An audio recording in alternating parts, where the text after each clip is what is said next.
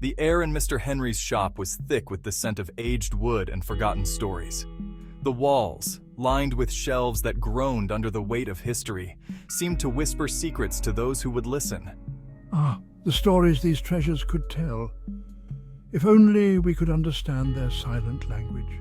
Mr. Henry, with eyes as bright as the antique spectacles on his nose, cherished them all. His love for history was evident in the way he handled each item. But his heart belonged to ancient Egypt, to the pharaohs and their enigmatic world. The allure of the pyramids and the mystique of the hieroglyphs captivated him. Little did he know his passion was about to draw him into a real-life adventure.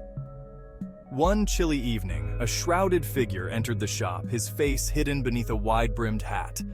He placed a tarnished chest on the counter, the wood cold and strangely damp. Intriguing. I'll take it. Mr. Henry's voice was steady, but his mind raced with possibilities.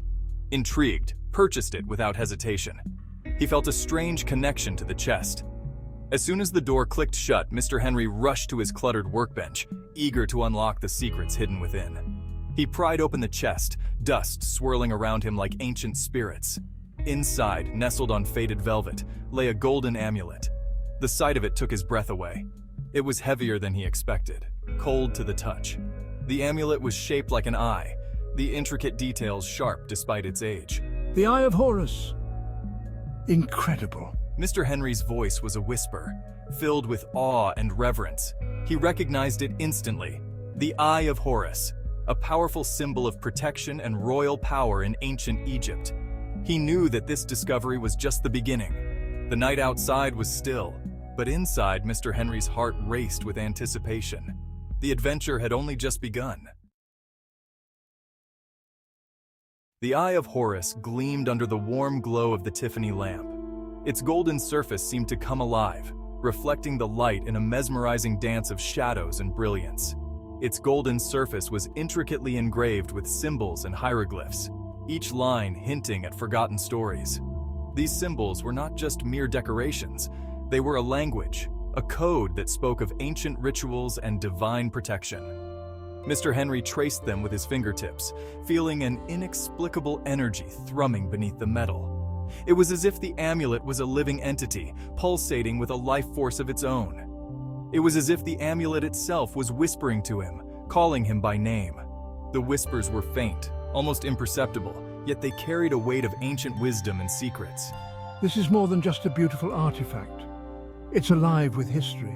Every touch, every glance at the amulet seemed to unravel layers of history, revealing the grandeur and mystique of ancient Egypt. He knew the Eye of Horus was more than just a beautiful artifact.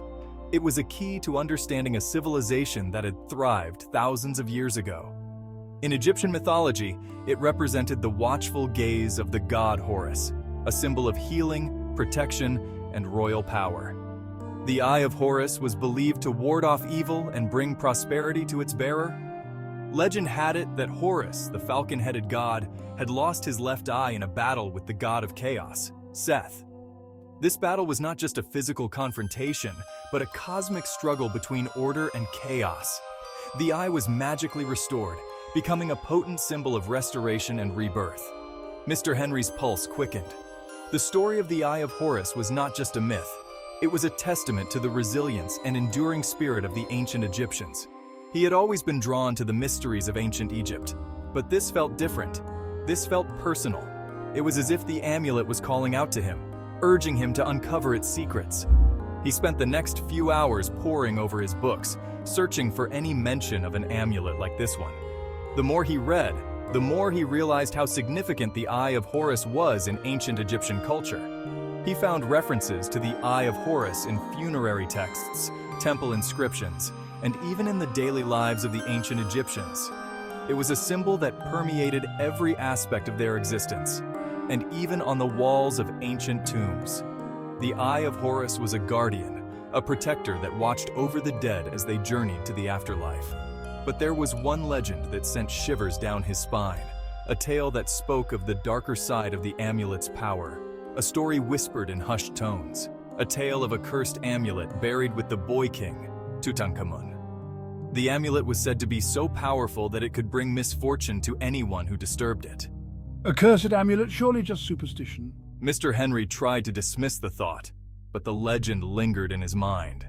It was said that the amulet, a powerful talisman meant to protect the pharaoh in the afterlife, could also unleash a terrible curse upon anyone who dared to disturb it.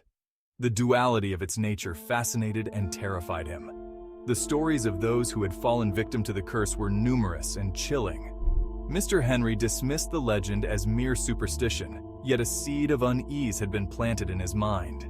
He couldn't shake off the feeling that the amulet was watching him, waiting for him to make a move.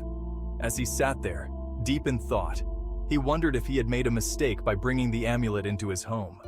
The line between myth and reality seemed to blur, leaving him with more questions than answers. The Eye of Horus continued to glow mysteriously, its ancient power emanating through the room. It was a reminder of the enigmatic and powerful civilization that had created it, and the mysteries that still lay hidden within its golden surface. That night, Mr. Henry's sleep was troubled. He had been feeling uneasy all day, a sense of foreboding hanging over him like a dark cloud. He tossed and turned, haunted by vivid dreams of ancient Egypt. The dreams were unlike any he had ever experienced, filled with a strange clarity and intensity.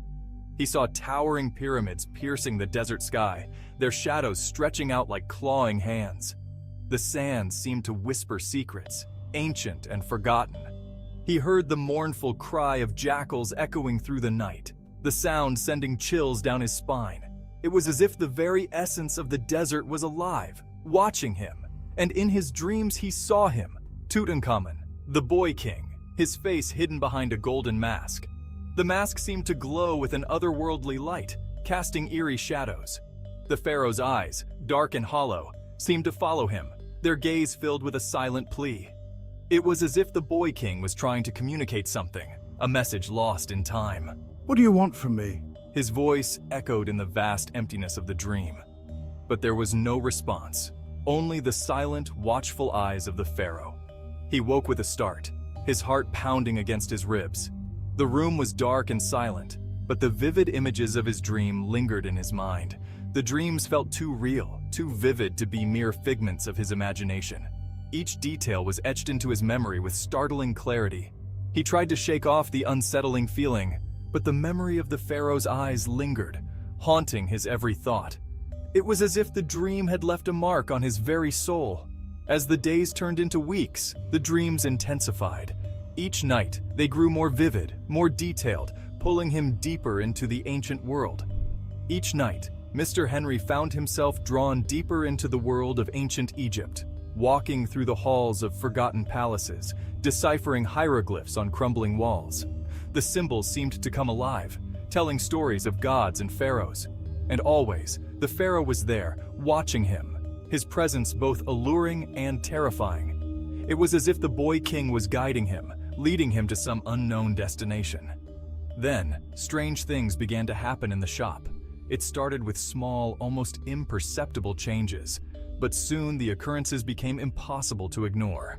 Objects moved inexplicably, their positions shifted as if by an unseen hand. Books fell from shelves, and ancient artifacts seemed to rearrange themselves. The air grew heavy, charged with an unnatural energy that made the hairs on the back of his neck stand on end. It was as if the very atmosphere of the shop had changed, becoming thick with an unseen presence. Mr. Henry couldn't shake the feeling that he was being watched, that something ancient and powerful had awakened. The sense of being observed was constant, a weight pressing down on him. His gaze fell upon the Eye of Horus, its golden surface gleaming under the lamplight. The artifact seemed to pulse with a life of its own, drawing him in. Is it my imagination, or is the amulet alive? The dreams became more insistent, the pharaoh's pleas for help more desperate. Mr. Henry felt an overwhelming compulsion to return the amulet to its rightful place, to break the curse that plagued the Boy King's soul. He felt a strange pull towards the amulet, an invisible tether connecting him to the ancient past. He spent his days researching, driven by a force he couldn't explain. He studied the hieroglyphs on the amulet, painstakingly translating their meaning. He discovered that the amulet was indeed created for Tutankhamun, a powerful talisman meant to ward off evil spirits in the afterlife. But the inscription also hinted at a hidden chamber within the tomb, a secret chamber that held the key to breaking the curse. A hidden chamber. This is the key. Mr. Henry knew he couldn't ignore this calling. He made travel arrangements to Egypt, his heart pounding with a mixture of fear and excitement.